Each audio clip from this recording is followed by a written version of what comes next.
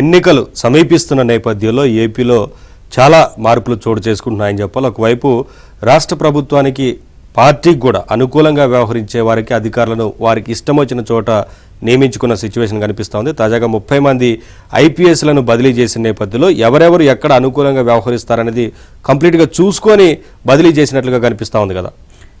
ఎన్నికలు సమీపిస్తున్న వేళ రాష్ట్ర ప్రభుత్వం 30 మంది ఐపీఎస్ అధికారులను బదిలీ చేసింది. తాము చెప్పినట్లు ఎవరు వింటారో అలాంటి వారిని ఎంపిక చేసి మరీ కీలక స్థానాల్లో నియమించింది. ముఖ్యంగా దళిత అధికారుల్ని ఎన్నికల్లో పావులుగా వాడుకునే తెలివి ప్రదర్శించింది.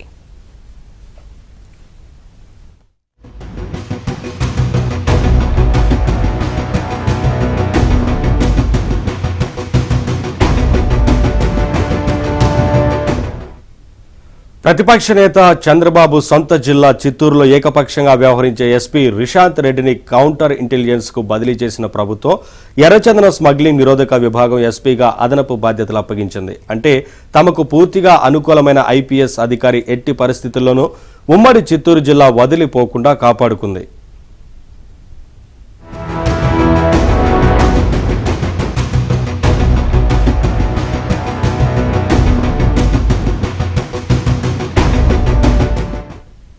మరోవైపు చిత్తూరు ఎస్పీగా కృష్ణా జిల్లా ఎస్పీ పి జాషువాను నియమించింది. వైసీపీ నేతలకు వంగి దండాలు పెడుతూ తనకు ప్రభుత్వం కేటాయించిన వాహనంలో అధికార పార్టీ నేతలను బహిరంగంగా తిప్పే అధికారిగా ఈయనకు మంచి పేరుంది.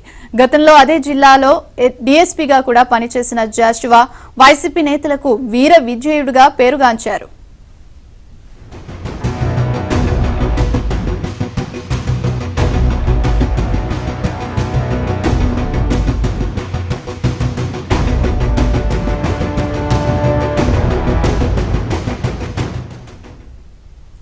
కర్నూలు డీఐజీ సెంధిల్ కుమార్ ను ఆక్టోపస్ సహా శాంతి భద్రతలకు బదిలీ చేసింది. ఇక నెల్లూరు ఎస్పీగా ఉంటూ వైసీపీకి పూర్తిగా సహకరిస్తున్నారనే విమర్శలు ఎదుర్కొన్న విజయరావును కర్నూలు డీఐజీగా ప్రభుత్వం నియమించింది. చిత్రం ఏంటంటే సీఎం సొంత జిల్లా కడప కూడా విజయరావరావు పరిధిలోకి వస్తున్నందున అధికార పార్టీకి ఎన్నికల్లో అడ్డు అదుపు లేకుండా ఉంటుందని అంటున్నారు. అప్డేట్స్ మా కరెస్పాండెంట్ పూర్ణ అందిస్తారు. పూర్ణ,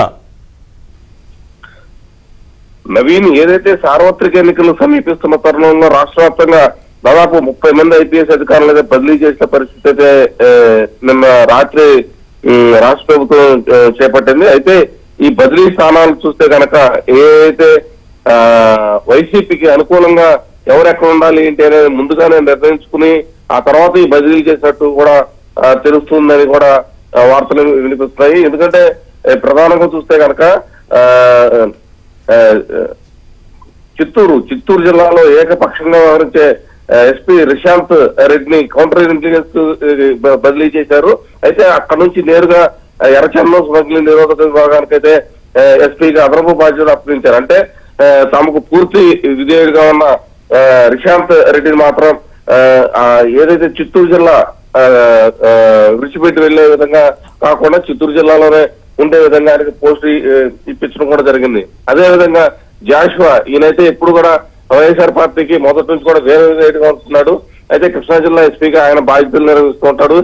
ఇతన్ని కూడా ఏదైతే చిత్తూరు జిల్లాకైతే బదిలీ చేయడం కూడా జరిగింది. అలాగే ఇంకా అనేక మందిని కూడా బదిలీ చేసిన పరిస్థితి నెలకొందని చెప్పవచ్చు. ప్రధానంగా చూస్తే కనుక నెల్లూరు జిల్లా ఎస్పీగా ఉంటూ వైసీపీ పూర్తిగా సహకరిస్తున్నారనే విమర్శలు ఎదుర్కొంటున్న విజయరామారావుని కర్నూలు జిల్లాకి డీఐజీగా ప్రభుత్వం నియమించింది. అయితే విచిత్రం ఏంటంటే విజయరావు ఉంటున్న కర్నూలు పరిధిలోకే ఈ ఏదైతే సీఎం సొంత జిల్లా కూడా వస్తుందో కూడా చెప్తున్నారు. అయితే ఆయన పూర్తిగా వైసీపీకి అయితే పూర్తి వీర విధేయుడిగా ఉన్నాడని చెప్పి గతంలో కూడా చాలా సార్లు చెప్పిన పరిస్థితులు అయితే నెలకొన్నాయని చెప్పవచ్చు. ఇక అనంతపురం జిల్లాలో ఎస్పీగా ఉన్న ఫకీరప్పకు కీలకమైన విశాఖ సిటీలో రెండో స్థాయి ఐపీఎస్ అధికారిగా ప్రభుత్వం నియమించింది. ఎందుకంటే ఫకీరప్ప సాక్షాత్తు సీఎం జగన్ రెడ్డి చిన్నాన వివేకానంద రెడ్డి దారుణాహత్య కేసు సంబంధించి దర్యాప్తు చేస్తున్న సిబిఐ అధికారుల మీద ఆయన కేసు కూడా పెట్టడం కూడా జరిగింది.